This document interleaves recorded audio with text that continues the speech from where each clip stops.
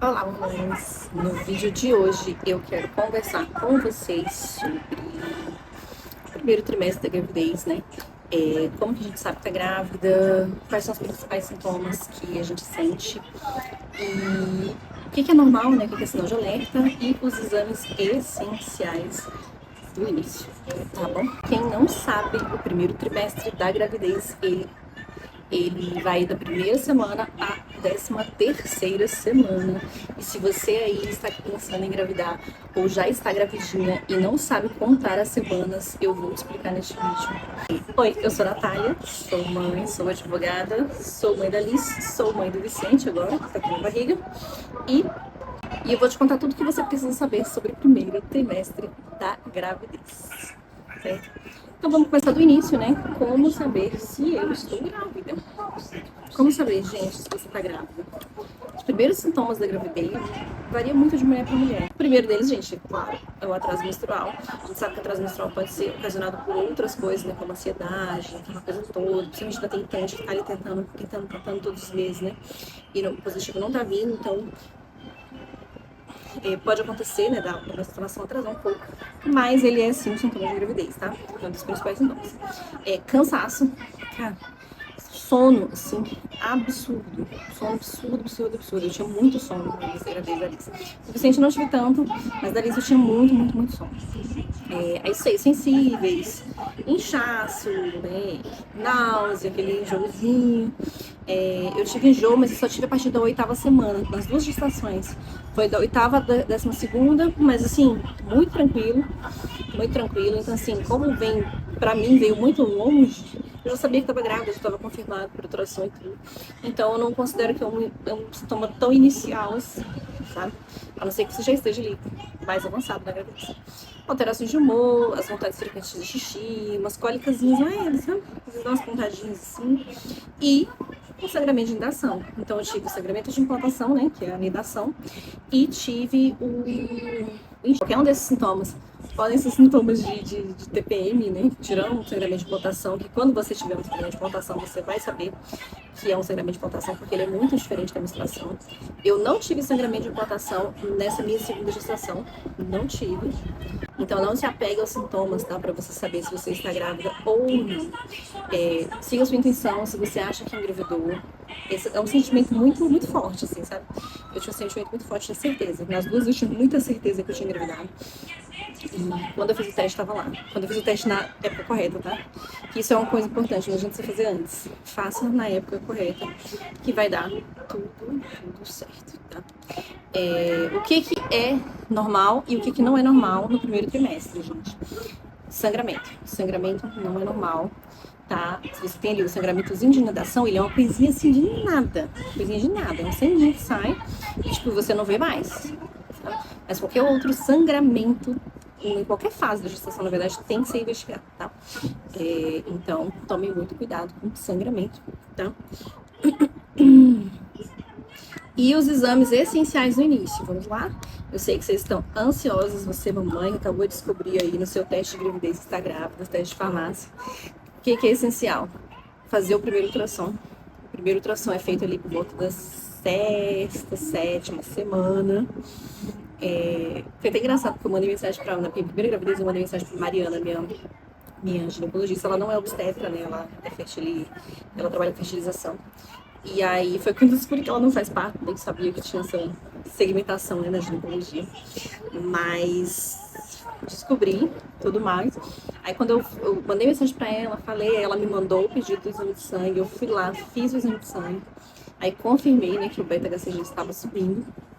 E aí eu falei assim, vou marcar consulta com você semana. Ela, não, calma. Aí ela fez a conta, ela perguntou a data da minha última menstruação, fez a conta, falou assim, não, olha, você tá com 4 semanas pela última menstruação. Então, eu quero que você espere 2 semanas pra você vir aqui, pra gente conseguir ouvir o coração. Quando você vier, a gente conseguir ver alguma coisa e ouvir o coração. Então, outra coisa que você tem que saber, não adianta fazer ultrassom muito cedo. Se você tá de 4 semanas, 5 semanas, calma um pouquinho, segura, faz o seu ultrassom ali com 6, 7 semanas, porque você já vai conseguir ouvir o coração. Você vai conseguir ver o saco gestacional, né, ver se ele tá bem implantado, e você vai conseguir ouvir o coraçãozinho batendo, tá? E aí vai ser muito melhor. Então, sim, a gente fica ansioso, mas é importante a gente saber que não adianta ir muito cedo, não adianta fazer os exames fora da época que a gente tem que fazer, né? Não adianta. Vamos lá. O que mais? Então, beta-HCG para confirmar a gravidez, né? A gente confirma porque o beta a gente confirma porque ele está subindo, né? Se ele realmente está dobrando a cada dia, ele tem que dobrar. Da Lisa eu só fiz um, na verdade eu fiz dois. Fiz um no hospital também, que eu passei mal, acabei indo pro hospital na semana seguinte que eu tinha feito o beta-HCG. E aí eu consegui verificar que ele tinha multiplicado, assim. O primeiro deu tipo 70 e tantos, ele deu 200 e tanto, sabe? Então, do hospital deu 200 e não sei quanto, deu 200 mil e não sei quanto. Então, assim, ele tava crescendo tranquilo, dentro da curva que é esperado. O do Vicente aqui, a doutora já me deu 2 pedidos. Ela falou assim, ó, faz um, daqui 2 dias você faz outro, pra gente saber se tá subindo. E aí eu fiz, não lembro mais as quantidades que deram dele, mas ele dobrou mesmo, assim, era um beta muito, muito, muito feio. Tanto que foi quando ela falou assim, olha, pelo seu beta parece que você tá grávida há mais tempo do que desde 17 de junho. Mas quando você vier pro ultrassom, a gente vai descobrir.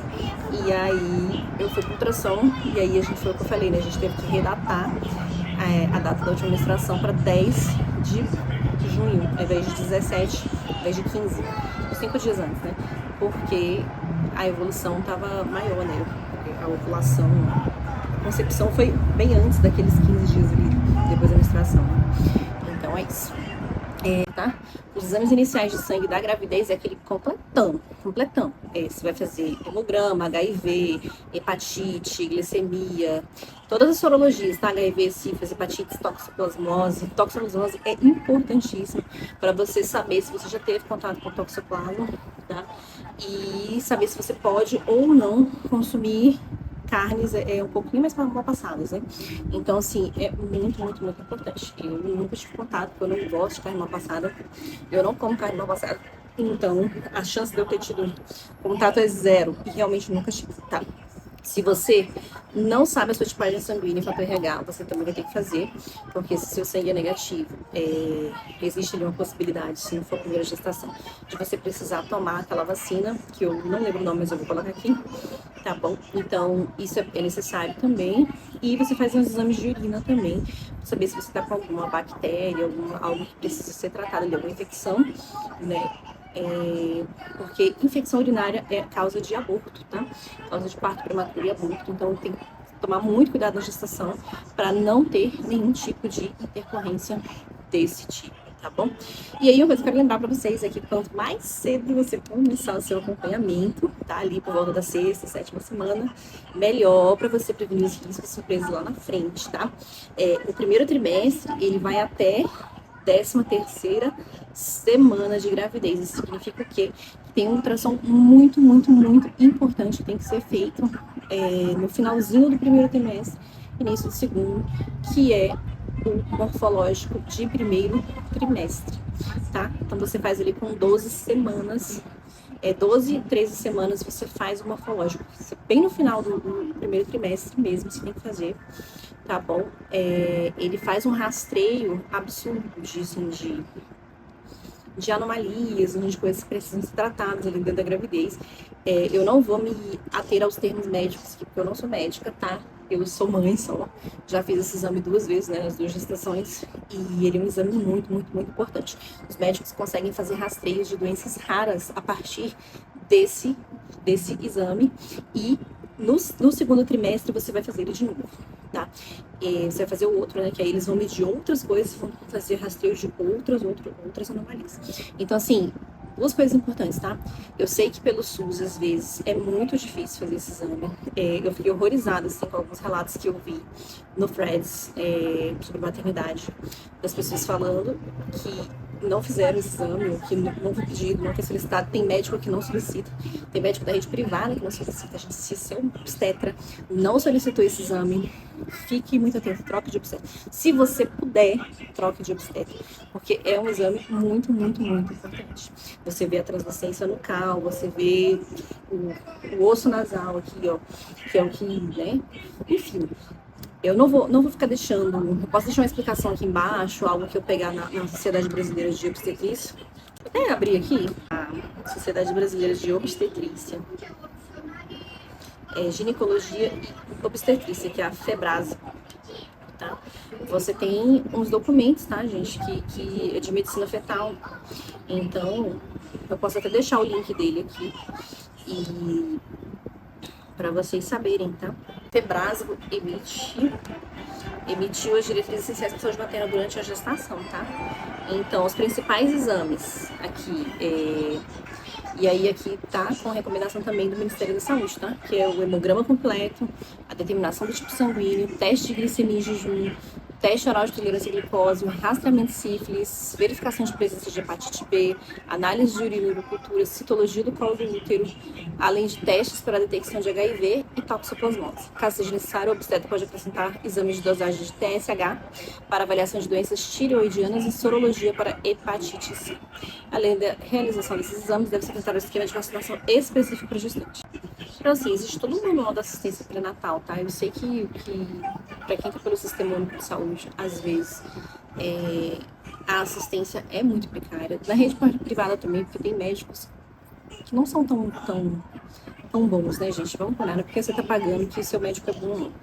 Às vezes, infelizmente, a gente fica preso em profissionais ruins. Graças a Deus, eu tive profissionais excelentes me acompanharam, tá? Tenho os que me acompanham, quer dizer, porque ainda estou sendo acompanhada, tanto na minha saúde pré-natal, né? Antes de engravidar, né, quanto na pré-natal, aqui, antes do bebê nascer. Aqui. Em 1º de outubro de 2025, a Câmara dos Deputados ela deu aval para o projeto de lei que prevê a realização obrigatória das ultrassonografias morfológicas durante o pré-natal do SUS. Você vê, é uma coisa de 2025, isso na rede privada é uma praxe já, sabe? Então, esse exame é muito importante, sabe? Às vezes o médico do SUS ele não passa porque ele sabe que aquela gestante ele não vai ter esse atendimento, né? Não existe e ele não, até então não era obrigatório, né? Continua não sendo obrigatório ainda, tá, gente? Porque é uma proposta da Câmara dos Deputados que ainda depende de aprovação, né, de algumas comissões, tem que passar pelo Senado também, mas se você puder, mesmo você gestante do SUS, se você tiver condições de pagar esse exame na rede privada para fazer, peça o seu médico do SUS para prescrever e faça o exame morfológico, tanto de 1º trimestre quanto de 2º trimestre, porque eles são importantíssimos. O de 3º trimestre, até onde eu sei, tá?